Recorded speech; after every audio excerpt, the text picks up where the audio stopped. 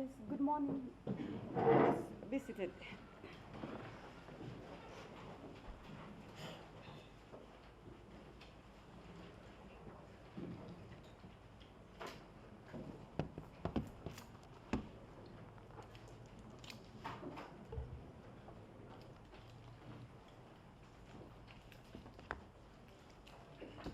It was alleged that between the 22nd day of January and the 1st day of February 2018 within the district of Wakiso and Kampala with malice aforethought unlawfully caused the death of Sechibogo Moses alias Mose Radio.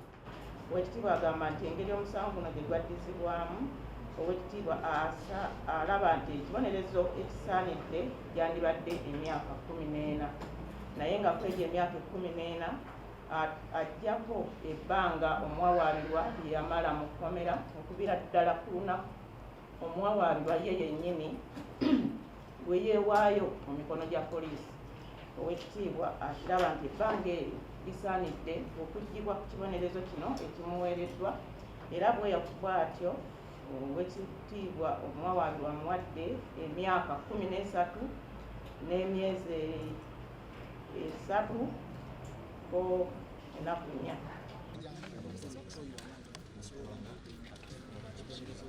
Kakati at least mpuliddeko kale naye munnange era naye nga bw'omanyi eky'obuzadde omwana wange takomyewo nze mbadde njagala bamusibire ddala obulamu bwe bwonna nga bwe yajjawo omwana wange.